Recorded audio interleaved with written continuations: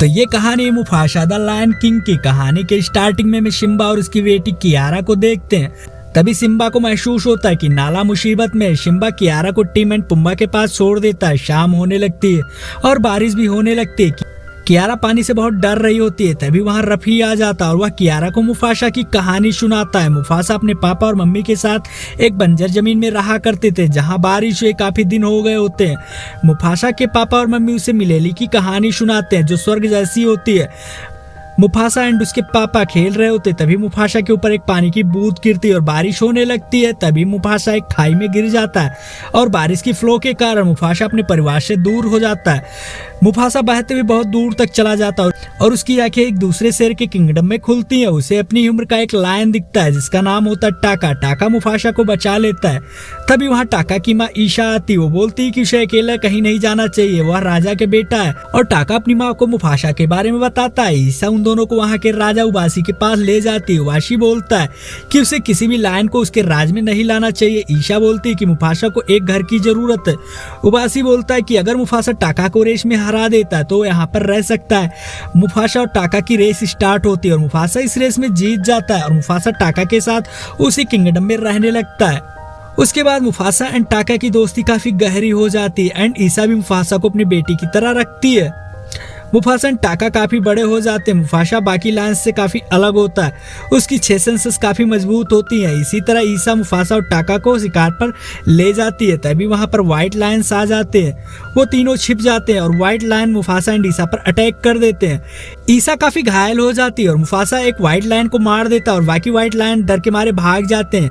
टाका बाहर निकलकर सामने आता और वह बोलता है कि वह डर गया था और ईशा बोलती है कि कोई बात नहीं, तुम्हें भी लड़ने का मौका मिलेगा। ईशा टाका एंड मुफासा उबासी के पास जाते हैं और मुफासा उबासी से बोलता है कि वह व्हाइट लायन फिर से आएंगे और हमें पता चलता है कि जिस लायन को मुफासा ने मारा था वो वहाँ के राजा का बेटा है।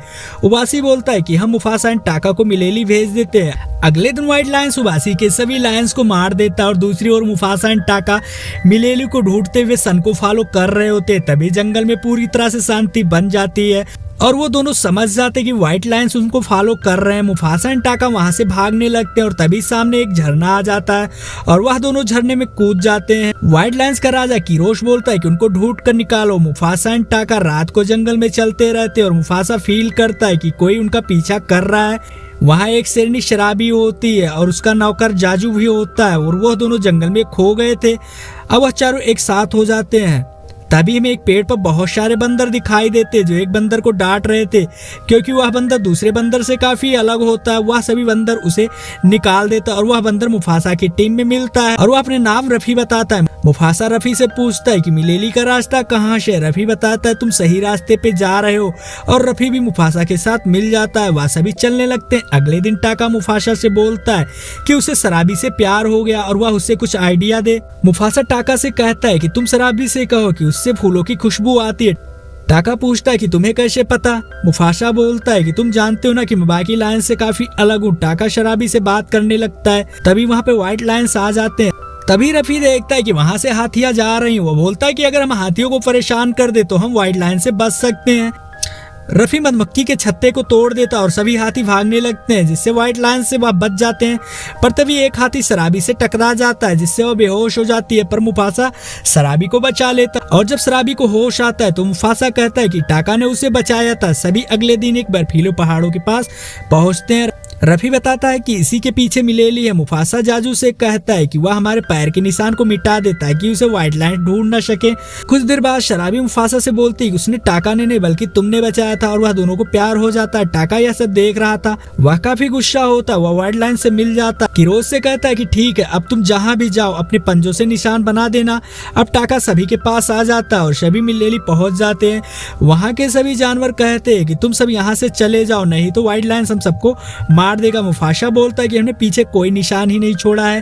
पर तभी वहां किरोश आ जाता है। किरोज बोलता है कि वह यहाँ टाका के कारण आ पाया और मुफासा काफी शॉक्ड हो जाता है कि टाका ने उसे धोखा दिया। किरोश मुफासा एंड टाका एक खाई में गिर जाते और किरोश मुफासा को काफी घायल कर देता है। तभी टाका को अपनी माँ की बात याद आती है जो उन्होंने बोला था कि उसे कभी लड़ने का मौका मिलेगा। फिर टाका और मुफासा मिलकर किरोश को मार देता और मुफासा वहां का राजा बन जाता है। तभी मुफासा को वहाँ अपनी माँ भी मिलती है। सभी जानवर कहते हैं कि टाका को यहाँ से निकाल दो। मुफासा बोलता है कि टाका यही रहेगा। कियारा को कहानी सुनते हुए सुबह हो गई और अब कियारा को डर भी नहीं लग रहा होता। और इसी के साथ ये कहानी यहीं पर खत्म हो जाती है। तो आपको इस मूवी का एक्सप्लेनेशन कैसा लगा कमेंट करके जरूर बताएं।